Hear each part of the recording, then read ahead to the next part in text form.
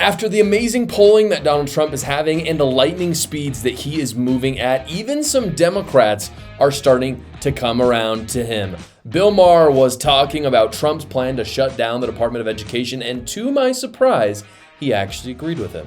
Take a look. The public is aware of the mismanagement, the improper payments. What about the Department of Education? Now, I don't know that much about it, but I've never read good things. Yeah. Rahm Emanuel, who I agree with on almost everything, here was a quote. He said, "A third of eighth graders can't read, and now he wants to close the department." And I thought, that's probably why they can't read.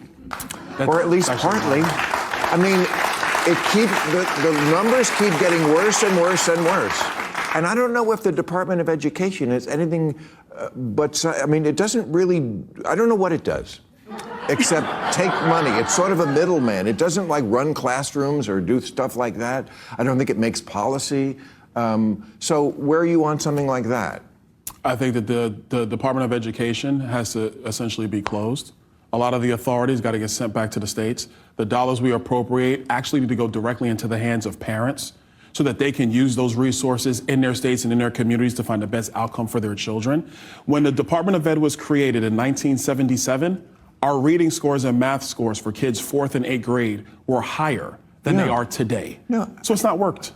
Yeah, it's gotten worse. It's gotten a lot worse. And here's the reason why, guys. Localism is a good thing. And what Democrats wanted when they started the Department of Education was for everyone to give their money upward to the very top, because this is what Democrats want. They want a centralized government.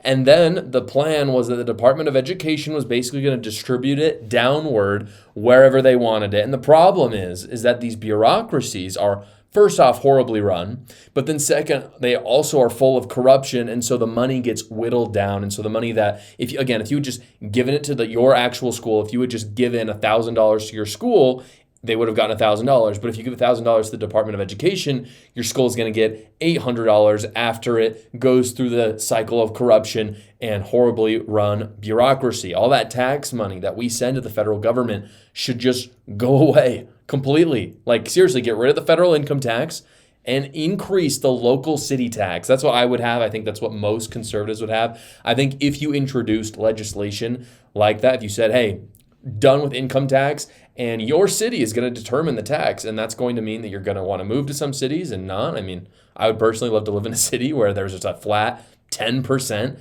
local tax. And then I get to, this is the thing, it's better financially for everybody, but also in terms of power, it's much better because you get to hold your school board or your city council accountable, because at least then you know where the money is going. If you're giving it straight to your local school, you know exactly where it's going. If you're giving them tons of money and you see that the schools suck, you're like, dude, what gives? But when you give the federal government tons of money, it's out there. Like, there's no, like, you can't even ask the question, where's the money? Because it's just too complicated. And that's why the Department of Education needs to just get completely shut down. There's no reformation here. It needs to be a complete overhaul. Delete it, get it gone, donezo. I don't want it. No one wants it.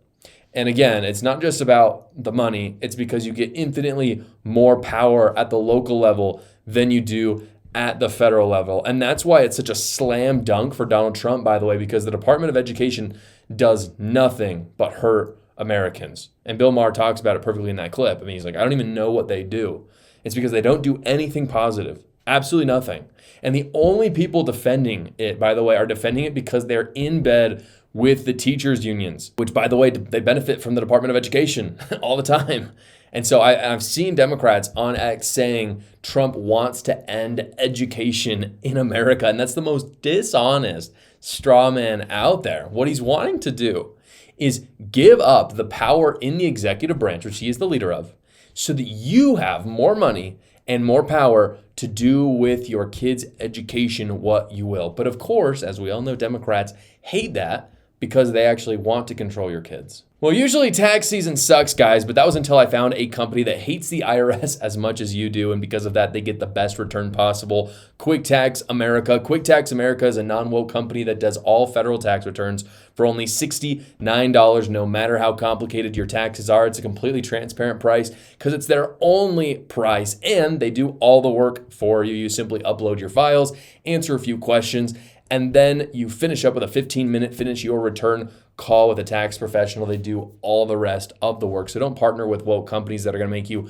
spend 4 hours doing your own taxes and then charge you $200 at the end. Partner with Quick Tax America instead. You can go to quicktaxamerica.com or you can go to the link in the description below. If you want to see the most shrewd, annoying person in the world, then I have a video to show you guys. This lady on a CNN panel was arguing about how much of a victim she was because she was upset about how DEI is kind of dying right now. Take a look. We live in different realities. That's right. I live in a reality where I know I do not have the same opportunity as you. I know I don't. And you know and that I know too. what, Scott? And you know that. Let me just tell you about me. I got a law degree, a master's, and 2 bachelors. Probably more education than all of y'all added up together at this table, Fine right? by me. And I have always been the least paid person on payroll at every institution I have worked in. And it's not Even in the White House? Even in the White House. Well, whose fault is that? I don't think you worked for George W. or Trump. Well, guess what? But I think you made it, and you are the most respected voice often at every room or every table you're in, not because of anything other than your talent and your work ethic. I have faced this. I just said I was the least paid person, even in this moment sometimes, to my counterparts. I do believe I'm qualified. I know I'm qualified. You won't ever tell me I'm not qualified. But the system that I live in doesn't matter about my qualifications. Jaded. I have the Attorney General is a black woman. The mayor's a black man. The head of the Senate is a black person. Okay, New York is a small representation. Well, small. New York is not that small. But the numbers also show black women are one of the most educated demographics in this country and one of the least paid. Why would that make any sense? Why would that make any sense? So she started her emotional temper tantrum by explaining how blessed she was for being so well educated. How does she not realize how hypocritical this is? She has multiple degrees. She's on television. She's a United States citizen. She is as privileged as you could basically get in any time, but especially today. I mean, really, any time. People would love to be her, but for some reason, she is the victim. But then what Scott says in that is actually so true, and I actually really like it. He says she's doing herself a disservice, and this is the very compassionate thing I think that he was saying. She is doing herself a disservice by saying she needs DEI because he's literally complimenting her on how hardworking and talented she is. And her response to that is, well, I'm black and that's what matters most to me. And he's like, no, you've worked hard and you've learned a lot and that's why you're here. And then this is what's really interesting about the whole DEI movement. Guess who this doesn't matter to? Every single person in the world except for woke minorities in the United States.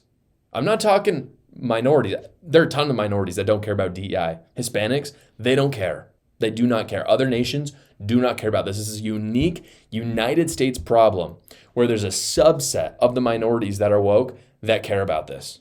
And no one else does. They're a minute minority. Every single white person as well. They don't care. No one cares if you're black. We just don't care. And we don't care if you're white. It doesn't matter. Good Americans at the end of the day, they just go to work, they do their jobs. And they advocate for themselves, for sure. I'm not saying if you think you're getting a crappy wage, you should just sit there and take it. You can go ask for a raise, and if they don't give it, you can go to another company. But that's you. That's all you. You don't need the handout. Just accept responsibility for your life and go and take advantage of the amazing system that we live in. And when we have a college degree and a home and all this stuff, we acknowledge we are blessed instead of being this lady and complaining about how our neighbor has more than us.